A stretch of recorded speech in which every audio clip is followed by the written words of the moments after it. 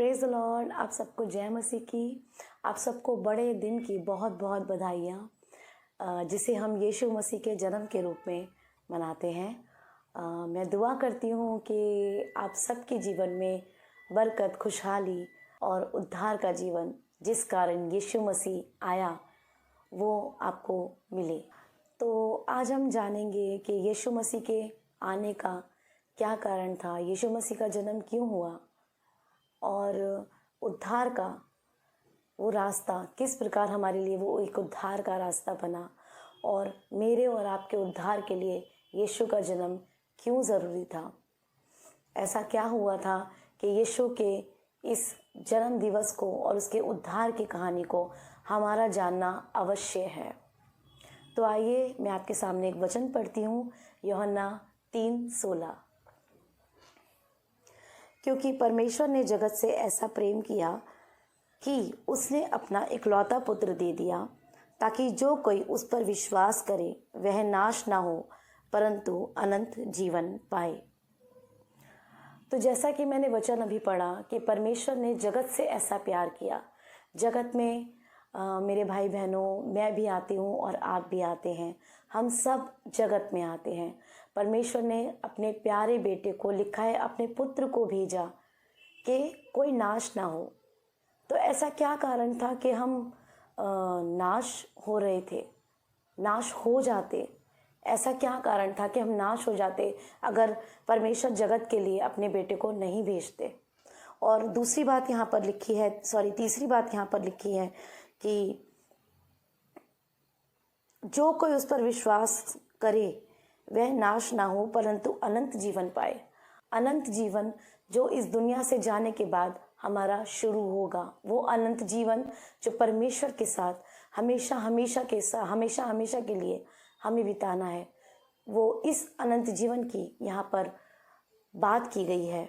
तो आइए हम जानते हैं कि ऐसा क्या कारण था कि परमेश्वर ने अपने इकलौते पुत्र को भेजा कि कोई नाश ना हो और जो कोई उस पर विश्वास करे वो नाश ना हो परंतु अनंत जीवन पाए। हम देखते हैं उत्पत्ति 3 अध्याय। उससे पहले मैं आपको बताना चाहूँगी, जो लोग नहीं जानते बाइबल के विषय में और उत्पत्ति के विषय में, मैं थोड़ा सा आपको बताना चाहती हूँ कि परमेश्वर ने आदम की रचना की, पहले मनुष्य की अपने स्वरूप में। लिखा है कि परमेश्वर ने अपने स्वरूप में उसकी रचना की और परमेश्वर ने उसे एक बीवी दी, एक पत्नी करके एक स्त्री उसको दी जिसका नाम हव्वा था। और परमेश्वर ने उन्हें अदन की वाटिका में रखा और वहाँ पर 2 वृक्ष लगाए गए थे। एक जीवन का पेड़ था और एक भले और बुरे ज्ञान का वृक्ष था।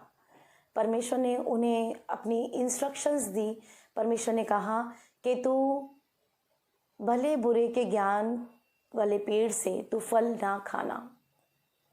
लेकिन उस वाटिका में शैतान भी सर्प के रूप में उपस्थित हुआ। शैतान ने हव्वा को भड़काया, बहकाया, जैसा कि पवित्र वचन हमें बताता है। उसने बहकाया और हव्वा ने वो फल खाया। और जब वह फल खाया तो परमेश्वर का न्याय 3 लोगों पर उस अदन की वाटिका में उतरा। पहला था आदम और वो सर्प, और तीसरा जो शैतान के रूप में था, और तीसरा हव्वा के ऊपर। आदम को परमेश्वर ने श्राप दिया कि तू बिना मेहनत के अपनी कमाई ना खा पाएगा और ये मिट्टी तेरे लिए, ये धरती जो तेरे लिए है वो ऊंट और कटारे उपजाएगी। आज आप देखिए कि इंसान बिना मेहनत किए, एक आदमी जो होता है जो अपने घर की जिम्मेदारी लेता है, वो बिना मेहनत किए आज वो अपना घर नहीं चला सकता। उसे अपना पसीना बहाना ही होता है अपने बच्चों की अच्छी परवरिश के लिए और सारी ज़रूरतों को पूरा करने के लिए। फिर परमेश्वर का न्याय स्त्री के ऊपर उतरा। परमेश्वर ने कहा कि मैं तेरी पीड़ा को बढ़ाऊंगा और तू जब बच्चा जनेगी तो तू बहुत पीड़ा सहेगी। और परमेश्वर ने यह भी कहा कि तेरी लालसा तेरे पति की ओर होगी और वो तुझ पर प्रभुता करेगा। ये न्याय परमेश्वर का स्त्री के ऊपर वहाँ पर उतरा क्योंकि उन्होंने परमेश्वर की उस आज्ञा को नहीं माना था। और आप आज देखिए कि बिना शायद ही ऐसा कोई भी नहीं है, जो कोई भी स्त्री नहीं है जो बिना दर्द के, बिना उस पीड़ा के एक पुत्र को, एक बच्चे को, एक पुत्री को जन्म दे सके।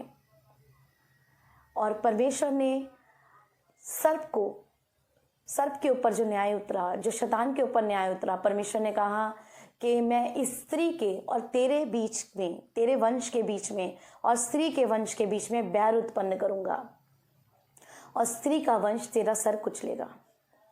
अब यहाँ पर मैं आप लोगों से एक प्रश्न करना चाहती हूँ।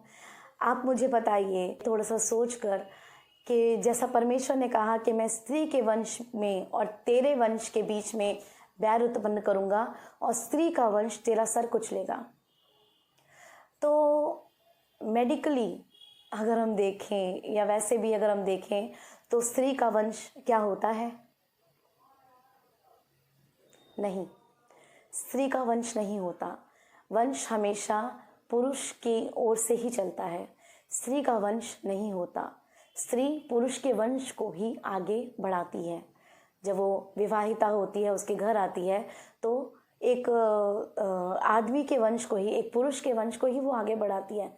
स्त्री का वंश तो होता ही नहीं। इसके बाद परमेश्वर ने ये न्याय वहाँ पर प्रकट किया और परमेश्वर ने उन्हें अदन की वाटिका से बाहर निकाल दिया। और ऐसा हुआ कि समय बीतता गया और लोगों के अंदर वो जो फल खाया गया था अदन की वाटिका में, लोगों के अंदर वो पाप बढ़ता गया। और फिर हम आगे देखते हैं कि लेवी व्यवस्था में परमेश्वर ने कहा, लेवी व्यवस्था 17 अध्याय 11वें पद में, क्योंकि शरीर का प्राण लहू में रहता है और बिना लहू बहाए प्राणों की क्षमा नहीं है। फिर क्या हुआ? ये बलियां देने की रीति परमेश्वर ने मूसा को प्रदान की। परमेश्वर ने कहा कि तुम जो पाप करते हो उसके लिए लहू देना, लहू से ही छुटकारा तुम्हें मिलेगा।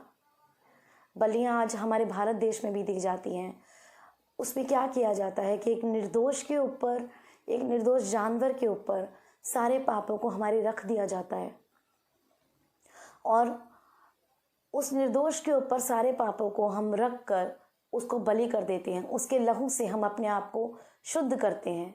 ये रीति हमारे भारत देश में भी होती है। यदि हम देखें तो बलियां जो हैं हमें वहाँ से परमेश्वर द्वारा प्रदान की, ताकि जो इंसान पाप में फंसा हुआ था वो इन बलियों द्वारा वो छुटकारा पाए, लहू के द्वारा। वो शरीर में जो पाप कर रहे थे, व्यभिचार, झूठ बोलना, परमेश्वर के विरुद्ध गलत काम करना, हत्याएं करना, मन के अंदर जो पाप उत्पन्न होते हैं, निंदा, बैर भाव, ये सब जो पाप इंसान कर रहे थे उसके लिए वो बलियां दे रहे थे। उसके बाद क्या हुआ? परमेश्वर ने देखा कि जो इंसान है वो इसको भी, इस छुटकारे को बहुत ही हल्के में लेने लगा है और वो सोचने लगे कि बिना हम जो मर्जी करें लेकिन हमें बस लहू ही चढ़ाना है और हमारा छुटकारा हो जाएगा। लेकिन वहाँ पर निर्दोष जानवरों की वो बलियां चढ़ाई जा रही थी। उसके पश्चात क्या हुआ? परमेश्वर ने अपने भविष्यद्वक्ता यशायाह को भेजा। तो हम यहाँ देखते हैं यशायाह 9:6 में, क्योंकि हमारे लिए एक बालक उत्पन्न हुआ, हमें एक पुत्र दिया गया और प्रभुता उसके कांधे पर होगी और उसका नाम अद्भुत युक्ति करने वाला, पराक्रमी, परमेश्वर, अनंत काल का पिता और शांति का राजकुमार रखा जाएगा।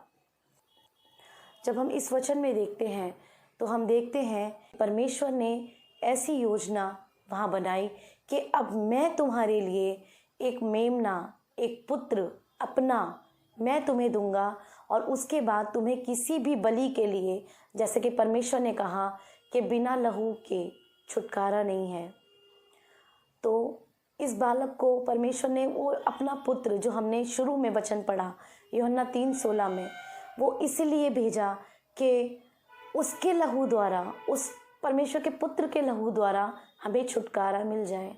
अब किसी बलि की ज़रूरत नहीं है।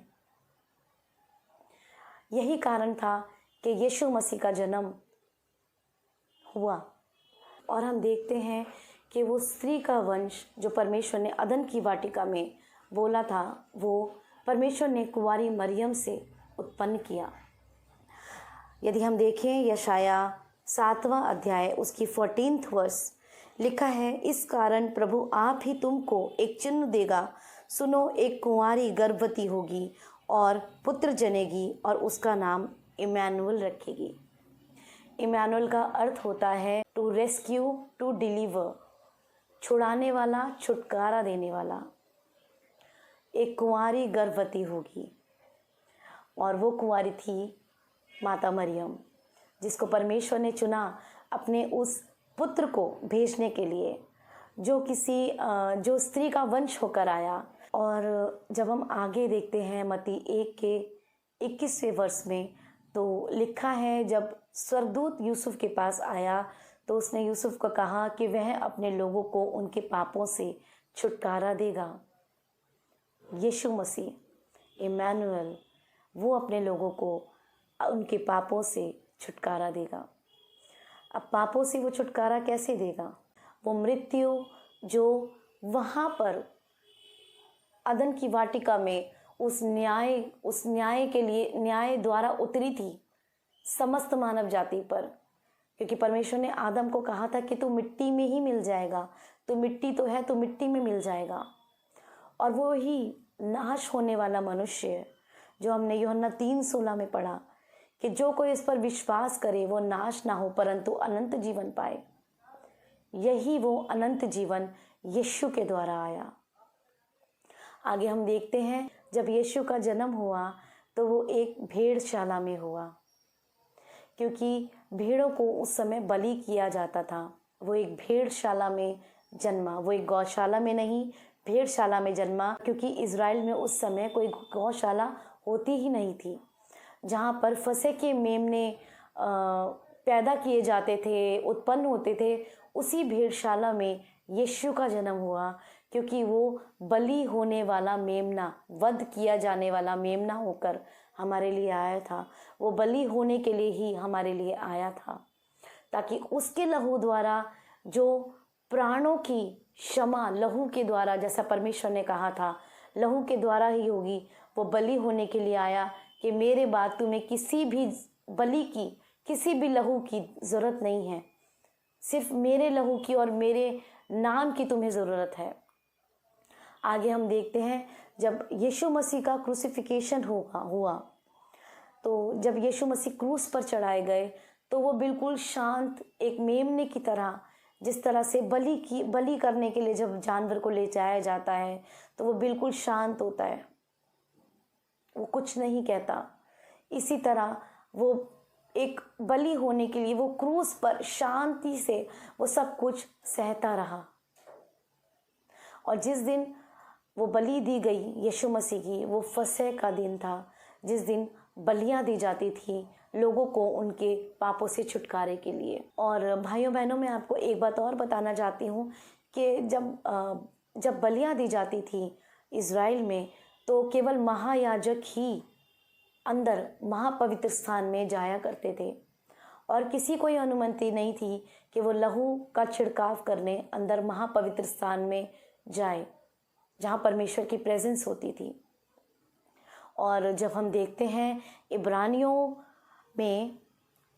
इब्रानियों 7:17 में लिखा है, तू मिल्कीसिदक की रीति पर युगानुयुग याजक है। यीशु मसीह एक महायाजक, एक याजक के रूप में आया। और जब यीशु का बलिदान हुआ, यीशु का क्रूसिफिकेशन हुआ, जब यीशु मसीह ने प्राण त्याग दिए, तो लिखा है कि मंदिर का पर्दा, महापवित्र स्थान का जो पर्दा था, वो ऊपर से लेके नीचे तक फट गया अपने आप ही।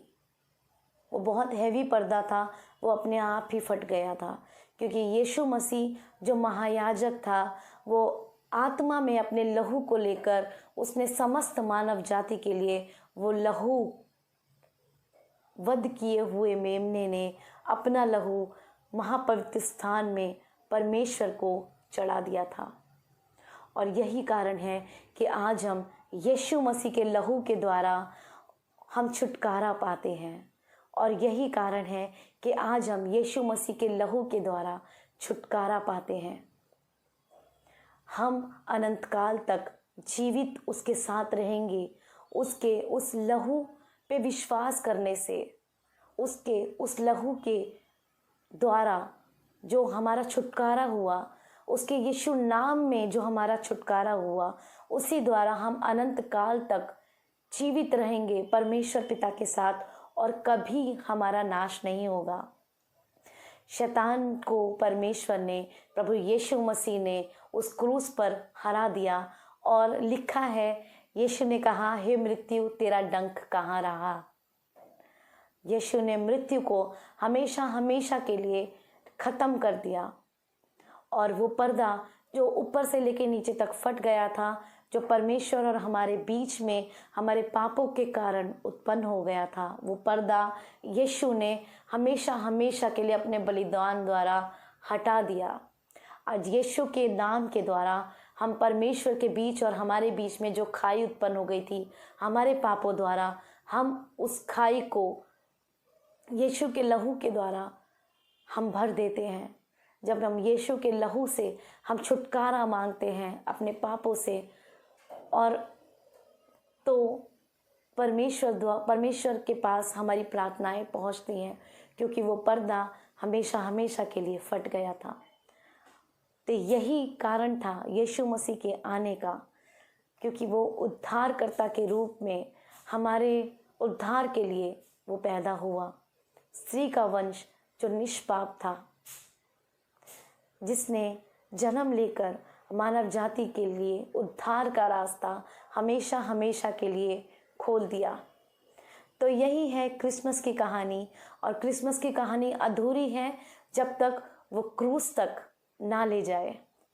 यही है असली क्रिसमस, क्योंकि उसके आने का कारण यही था कि हम उद्धार पाएं और पिता परमेश्वर के साथ हमेशा हमेशा अनंत काल तक हम भी जीवित रहें, क्योंकि यीशु मसीह भी तीसरे दिन हमेशा हमेशा के लिए जीवित हो गया था और यीशु ने कहा, मैं जीवित हूँ और तुम भी जीवित रहोगे। परमेश्वर का बहुत बहुत धन्यवाद कि समय दिया हमें कि हम इस उद्धार की कहानी को जान पाए। आज समय है कि हम अपने पापों से, जो हम देह में अपनी आत्मा में हम करते हैं, और उसका छुटकारा नहीं है जब तक हम यीशु मसीह के लहू से उसका छुटकारा ना मांगे। तो आज समय है कि अपने पापों को हम धो लें यीशु के नाम से, और यीशु के नाम में उसके लहू से हम छुटकारा पा लें, क्योंकि वो हमारे लिए बलि होने के लिए आया, वो मेमना होकर आया, ताकि हम हमेशा हमेशा के लिए जीवित रहें, जिंदा रहें। तो आइए हम परमेश्वर का धन्यवाद करते हैं कि उसने हमारे लिए एक उद्धारकर्ता भेजा, कि हम परमेश्वर के राज्य में प्रवेश कर पाएं। परमेश्वर महान है, उसकी महिमा युगानुयुग होती रहे। आप सबको जय मसीह की और मैरी क्रिसमस। खुदा आप सबको बहुत आशीष करे और उसके स्वर्ग के राज्य में हम सब मिलने पाएं। सबको जय मसीह की।